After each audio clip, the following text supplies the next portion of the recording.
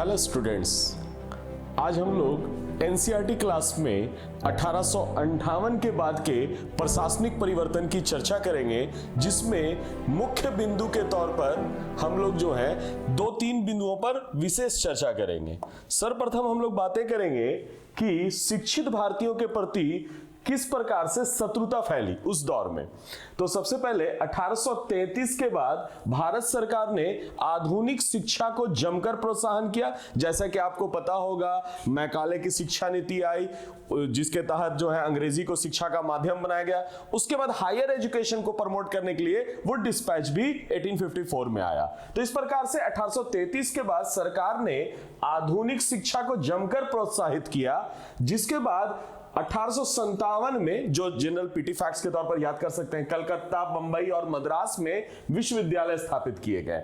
चूंकि higher education के लिए कब हुआ, तो 1854 में हमको याद रखना है। जबकि 1833 के बाद जो है सरकार की पॉलिसी में एक बदलाव हुआ और अंग्रेजी को शिक्षा का माध्यम बनाया गया।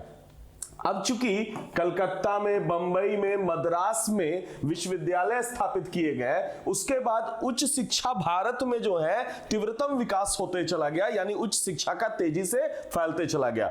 जिसके बदले में क्या हुआ कि भारतीय जो है, कुछ भारतीय जो है, संभ्रांत लोग जो है विशेषकर शिक्षित होते चले गए, यानी शिक्षा ग्रहण करते चले गए। जिसके कारण 1857 के विद्रोह में शिक्षित भारतीयों के भाग लेने से इनकार करने पर अंग्रेज अधिकारियों ने उनकी प्रशंसा भी की। जैसा कि हम लोगों को पता है कि 1857 के रिवोल्ट में जो है शिक्षित भारतीयों ने जो है विद्रोहियों का साथ नहीं दिया था, क्योंकि वो अंग्रेजी प्रशासन को, अंग्रेजी शासन को ही भारत के विकास के लिए सही मानते थे। क्लियर है? अब है कि परंतु शिक्षित भारतीयों के प्रति यह अनुकूल सरकारी दृष्टिकोण जल्द ही बाद में उलट गया। क्योंकि शिक्षित भारतीय जैसे ही 1857 हुआ, उसके बाद भारत में राष्ट्रवाद के विकास में जो है शिक्षित भारतीयों का काफी योगदान देखने को मिलता है। क्योंकि शिक्षित भारतीय जो है बहुत अच्छी अच्छी पुस्तकों को अध्ययन कर चुके थे, अंग्रेजी के ज्ञाता थे। आपको पता होगा रूसो, वॉल्टेयर, इन सब की जो आधुनिक विचारधारा था, स्वतंत्रता, समानता, जब उन्होंने अध्ययन किया तो उनको यह पता चला कि भारत में जो शासन अंग्रेजों का है बिल्कुल ठीक इसके विपरीत है। क्योंकि अंग्रेज जो है वो अपने आप को सिविलाइज्ड बोलती है और बोलती है कि वहां पढ़ाई लिखाई के कारण वहां सिविलाइज्ड शासन व्यवस्था है ब्रिटेन में, मगर इसके ठीक विपरीत भारत में जो है वो क्या कर रही है, नरकीय जीवन दे रही है लोगों को। यहां का एडमिनिस्ट्रेशन एकदम शून्य है, केवल वो अपने लाभ के लिए इसका इस्तेमाल करती है। जिसके कारण भारतीयों ने क्या कर दिया, उसका विरोध करना शुरू किया और भारत में राष्ट्रवाद का विकास होने लगा। तो यहां पर हम लोग पॉइंट आउट करेंगे कारण कि उनमें से अनेक लोग हाल में प्राप्त आधुनिक ज्ञान का उपयोग करके ब्रिटिश शासन के जो साम्राज्यवादी चरित्र था, और साम्राज्यवादी चरित्र कैसा था भाई, हम लोगों को पहले पता है, शोषणकारी चरित्र था। यानी शोषणकारी चरित्र को इसने उजागर किया। यानी भारत के प्रारंभिक जो पढ़े लिखे राष्ट्रवादी लोग हैं, उन्होंने अंग्रेजों के असली चरित्र को उजागर किया, इसका विश्लेषण करने लगे और उन्हें प्रशासन में भारतीयों की भागीदारी की मांग करने लगे। और जैसा कि आपको पता होगा, इंडियन नेशनल कांग्रेस जब बना तो इंडियन नेशनल कांग्रेस का प्रारंभिक डिमांड भी था कि भारतीयों को जो है ज्यादा से ज्यादा प्रशासन में और शासन में भागीदारी मिलनी चाहिए। इसका वो निरंतर डिमांड करते थे। क्लियर है? इसलिए जब वे जनता के बीच राष्ट्रवादी आंदोलन का संगठन करने लगे और उन्होंने जब 1885 में राष्ट्रीय कांग्रेस की स्थापना किया, तो बहुत सारे जो उच्च अधिकारी, ब्रिटिश अधिकारी थे, वो एक्चुअल में जो है भारत में उच्च शिक्षा देने के अब पक्षधर नहीं थे। क्योंकि आपको याद होगा 1857 के पहले वो भारत में उच्च शिक्षा ला रहे थे और लाने की बात करते थे। इसीलिए उस समय के दौर में जो है भारत में उच्च शिक्षा को प्रमोट करने का बल दिया गया। मगर जैसे ही कांग्रेस बन गया, तब अब उनका जो है ध्यान भारत में उच्च शिक्षा बढ़ाने से फायदा नहीं उनको नजर आ रहा था, इसलिए उच्च शिक्षा पर उन्होंने बल नहीं दिया।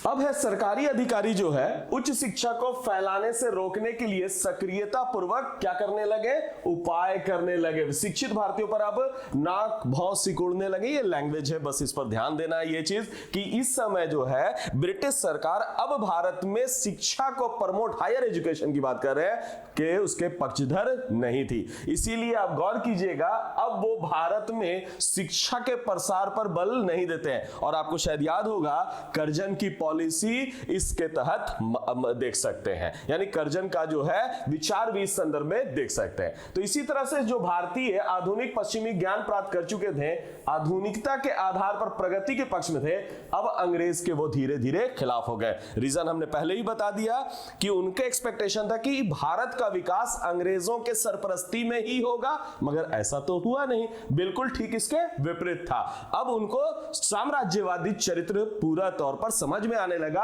अब वो प्रगति जो चाह रहे थे वो अब उनके अंग्रेज के खिलाफ हो गए, क्योंकि वो आपको उनको लगने लगा कि अंग्रेज भारत में केवल अपना लाभ कमाना चाहती है और केवल अपना मुनाफा करना चाहती है। तो ऐसी प्रगति भारत में ब्रिटिश साम्राज्यवाद के बुनियादी हितों और नीतियों के खिलाफ थी। शिक्षित भारतीयों और उच्च शिक्षा के प्रति सरकारी विरोध से पता चलता है कि भारत में ब्रिटिश शासन के आरंभ में प्रगति का जो भी संभावना थी इस समय तक लगभग समाप्त हो गए। यानी इसका मूलतः सारांश आपको याद रखना है, जो काफी आपके कभी भी सब्जेक्टिव आंसर लिखेंगे या कोई मेंस आंसर राइटिंग करेंगे तो इस बात का हमेशा याद रखेंगे। एक समराइज आपको याद रखना होगा कि प्रारंभ में ब्रिटिश सरकार ने क्या किया, उच्च शिक्षा का तो प्रमोट किया, मगर कालांतर में जो है वो इसके विपरीत हो गए। और रीजन उसके पीछे साफ है, इससे पता चल गया जो पढ़े लिखे जो भारतीय जो उनके पक्षधर थे शुरुआत में, जो 1857 में भाग नहीं लिए थे, अब वो 85 के बाद से सीधा ब्रिटिश सरकार पर प्रहार करने लगे, क्योंकि वो एक्सपेक्ट कर रहे थे विकास, और विकास तो हुआ ही नहीं था। केवल जो भी विकास किया जा रहा था वो अपने फायदे के लिए किया जा रहा था। अब आते हैं, चूंकि 1858 के बाद जो प्रशासनिक परिवर्तन हुआ उसमें जमींदारों के प्रति किस प्रकार का भविष्य यानी दृष्टिकोण था और उनका क्या भविष्य था। तो भविष्य के प्रति सचेत शिक्षित भारतीयों के प्रति शत्रुता की भावना रखने के साथ ही अंग्रेजों ने अब भारतीयों के सबसे प्रतिक्रियावादी, चूंकि जमींदार जो है आपको पता ही होगा, कई ऐसे जमींदार राजा भूस्वामी थे जो कि उनकी ओर दोस्ती का हाथ बढ़ाए थे। और आपको याद होगा 1857 में बहुत सारे ऐसे जमींदार छोटे मोटे राजा महाराजा थे जो अंग्रेजों का सहयोग किए थे विद्रोहियों को कुचलने में। सिंधिया है, होलकर है, निजाम है, इन सब पर हम लोग पूर्व के वीडियो में चर्चा कर चुके हैं। क्लियर है। अब आते हैं, पहले ही देख चुके थे कि सरकार ने अब राजाओं के प्रति अपना दृष्टिकोण बदल दिया है। वो उभरते हुए जन आंदोलन और राष्ट्रवादी आंदोलन के खिलाफ उनका उपयोग करने का प्रयास कर रही थी। इसी ढंग से जमींदार और भूस्वामी को भी खुश किया गया। उदाहरण के लिए अवध के अधिकांश तालुकदारों की जमीनें उन्हें लौटा दी गई। यानी यहां पर क्या किया, ब्रिटिश सरकार ने सोचा कि जमींदार वर्ग को या तालुकदार जो भी है, जो एक एरिया के मालिक है, उनसे जो जमीनें छीनी गई थी या उनके जमीन पर कब्जा था उनको फिर से लौटा दी गई। जमींदार और भूस्वामियों को भारतीय जनता के परंपरागत और स्वाभाविक नेता कहकर उछाला गया। यानी अब सरकार देख रही है, ब्रिटिश सरकार देख रही है कि जमींदार के मदद से ही भारत में आसानी से सत्ता कैरी ऑन किया सकता है, सत्ता चलाया जा सकता है। इसी कारण से अब भूस्वामियों को और जमींदारों के प्रति जो उनको स्वाभाविक नेता कहा गया, यानी जमींदार जो वर्ग थे उनको ही प्रमोट किया गया, स्वाभाविक कहा गया, और उनके हितों और विशेषाधिकारों की रक्षा की जाने लगी। इसीलिए आप देखेंगे बाद के काल में भी कई ऐसे जमींदार और छोटे मोटे लोग हैं जो क्या कर रहे हैं कि अंग्रेजों के पिट्ठू बने हुए थे। और इवन की जब आंदोलन, असहयोग आंदोलन हुआ या उसके समय के बात में, या फिर आपको शायद याद होगा जब अंग्रेजों ने जालियांवाला बाग हत्याकांड के बाद जो कमेटी बनाई है उसमें भी कुछ भारतीयों को लिया, मगर वो कौन भारतीय थे तो आपको पता होगा, शीतलवाड़ हो या जो भी है, ये सब लोग जो है अंग्रेजों के पिट्ठू थे और अंग्रेजों को देखकर केवल उनके पक्ष में हाथ उठा दिया करते थे। क्लियर है। तो इस प्रकार से किसानों के खिलाफ जमीन पर उनके अधिकार की सुरक्षा दी गई, क्योंकि जमींदार का पर्पस क्या होता है, किसानों की जमीन पर उनका कब्जा बरकरार रहे और ज्यादा से ज्यादा उनका वो एक्सप्लॉयटेशन या शोषण कर सकें। तो ये अब बना, यानी उनको सुरक्षा दी गई और राष्ट्रवादी जो है वो शिक्षित वर्ग के खिलाफ उनका इस्तेमाल किया गया। यानी भारत में अगर एक तरह से ढाल के तौर पर इस्तेमाल किया गया तो वो ढाल के तौर पर इस्तेमाल किया गया किनका, जमींदार का। यानी अब शिक्षित वर्ग का इस्तेमाल नहीं होने लगा। यानी 1858 के बाद यह एक बड़ा व्यापक बदलाव देखने को मिलता है। अब एक पॉइंट हम लोग फिर से उठाते हैं। लॉर्ड जो बाद के काल में जो है वाइसराय लॉर्ड लिटन है, क्लियर है। तो लिटन ने खुलकर यह घोषणा की कि अब इंग्लैंड के सम्राट को एक शक्तिशाली देश अभिजात वर्ग की आशा, आकांक्षा, सहानुभूति और हितों से संबंध समझना चाहिए।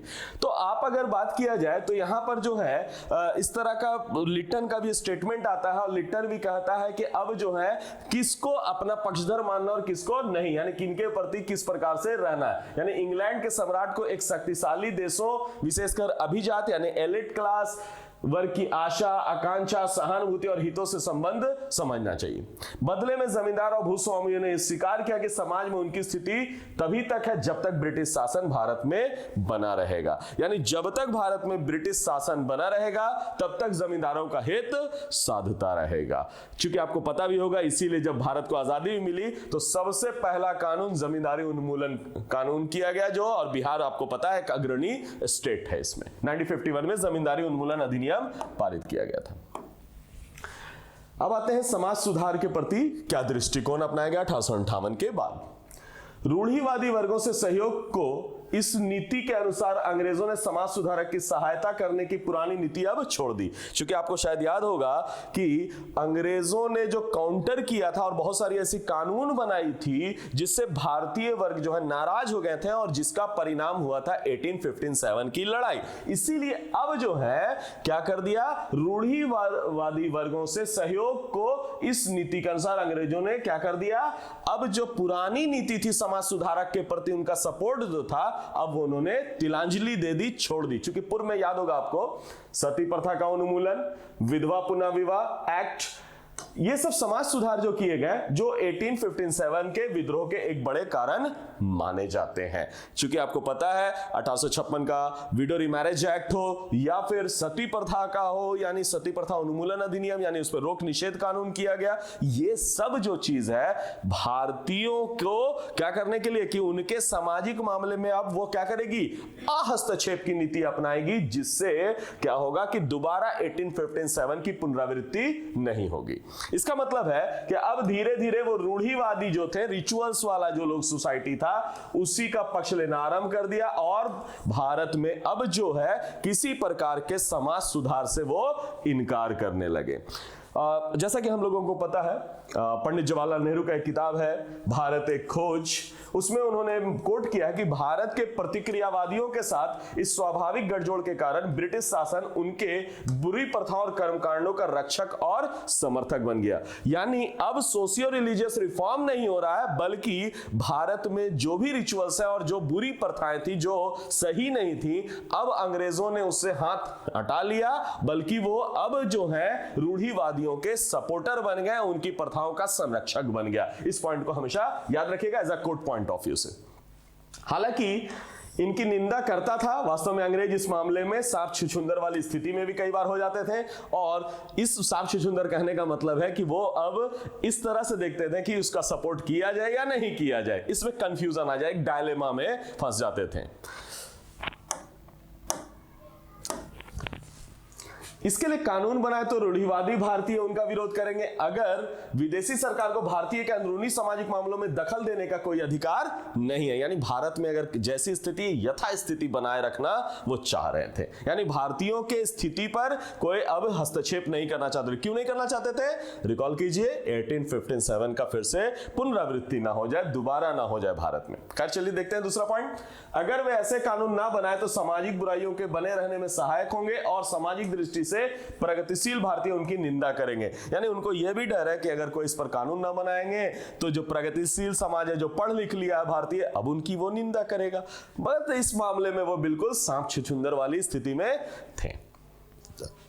इसीलिए यथास्थिति को बनाए रखकर उन्हें अप्रत्यक्ष रूप से सामाजिक बुराइयों को सुरक्षित ही रखा उन्होंने। और फाइनली इसके अलावा राजनीतिक लाभ के लिए जातिवाद और संप्रदायवाद को उन्होंने प्रोत्साहित किया। जो हम लोग कई जगह पे एग्जामिनेशन में लिखते हैं प्रश्नों में, जातिवाद और संप्रदायवाद एक्चुअल में ब्रिटिश शासन के दौर में ये बिल्कुल और फला फूला, और यही कारण बना जो आज भी हमारे समाज में जो है जातिवाद और संप्रदायवाद जो है वो निरंतर बना रहा। क्योंकि एक तो फुट डालो शासन करो, उसके अलावा जातिवाद का जो उन्होंने चला था वो आज भी हमारे समाज में है। स्वाभाविक सी बात है कि इसलिए कहा जा सकता है कि इसको इन्होंने सामाजिक प्रतिक्रिया को आज भी जमकर उन्होंने उस दौर में प्रोत्साहित किया। अब देखते हैं सामाजिक सेवाओं का अत्यधिक पिछड़ापन, यानी 1858 के बाद हुआ क्या। तो सामाजिक सेवाओं का अत्यधिक पिछड़ापन कैसे हुआ, यानी समाज में जो भी कार्य किया जाता है सामाजिक विकास के लिए, उस पर उन्होंने बहुत ज्यादा ध्यान दिया ही नहीं, बल्कि ध्यान ही नहीं दिया। जैसा कि हम लोग एक रिलेटिव स्टडी करते हैं जो कि आपका एनसीईआरटी रिलेटिव करता है कि 19वीं सेंचुरी के यूरोप को अगर देखा जाए तो वहां पर अगर देखा जाए, आज भी आप यूरोप को देखिए, काफी विकसित है, डेवलप्ड है, साफ सफाई, वहां का तो रोड भी ऐसा लगता है कि लग रहा है एकदम नीट एंड क्लीन है, घर की तरह साफ सफाई किया हो। वही चीज कोट किया जा रहा है इसी एनसीईआरटी में। शिक्षा, सफाई, जन स्वास्थ्य, जल आपूर्ति, ग्रामीण सड़कें जैसी सामाजिक सेवाओं के क्षेत्र में वहां बहुत ज्यादा प्रगति हुआ। यानी अगर ब्रिटेन या यूरोप की तुलना किया जाए तो यूरोप का डेवलपमेंट जो है काफी अच्छा है। यानी वही सरकार ब्रिटिश है, यूरोप में उसका कुछ अलग तरीका है और भारत में कोई अलग देश है। लोग अब इस बात को, चरित्र को पूरी तरह से समझ चुके थे। अब भारत में आते हैं, अत्यधिक पिछड़ी हुई सेवाएं, अपने भारी आमदनी का अधिकांश भाग जो है वो सेना और युद्ध में और प्रशासनिक सेवा पर खर्च कर रही है। इसीलिए शायद याद होगा बाद के काल में जब भी कोई आंदोलन हुआ, चाहे वो गांधी ने हमेशा बोला कि रक्षा व्यय को कम किया जाए, चाहे गांधी इरविन पैक्ट में आप देखिएगा या बाद के काल में कभी भी चर्चा हुआ, हमेशा प्रशासनिक खर्चा और रक्षा पे अत्यधिक खर्च हो रहा था, बजट का बड़ा हिस्सा खर्च हो रहा था। तो इसको हमेशा काउंटर किया गया, क्योंकि इस पर खर्च होता है तो जो आपका साफ सफाई, शिक्षा, इन सब पर तो खर्च ही नहीं हुआ। और शिक्षा के लिए तो हम पहले ही पढ़ चुके हैं कि आप अपर एजुकेशंस को, हायर एजुकेशंस को बहुत ज्यादा प्रमोट नहीं कर रही थी। तो सामाजिक सेवाएं पैसे के लिए तरस रही थी, बस एक पॉइंट है, इसको ध्यान रखेंगे।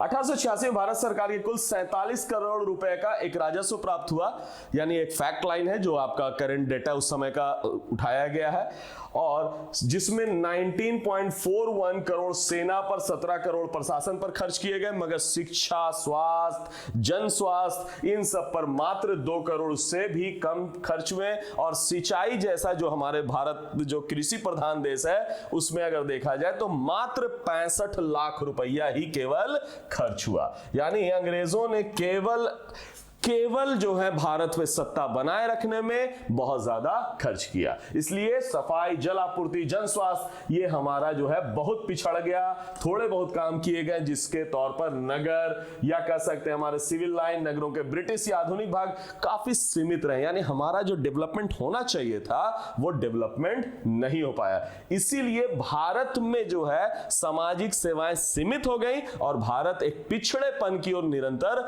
आगे बढ़ता चला गया।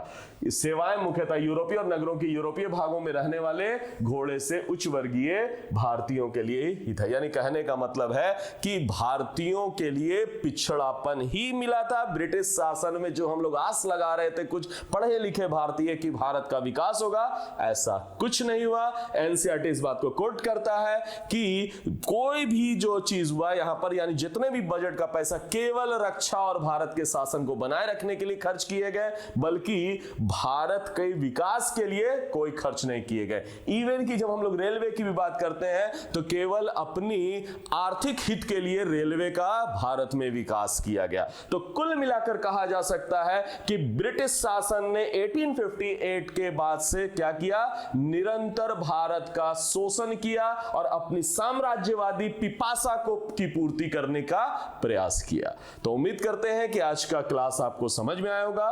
अगर आपको यह समझ में आया तो बिल्कुल इसे लाइक करें, शेयर करें और कमेंट करें। धन्यवाद।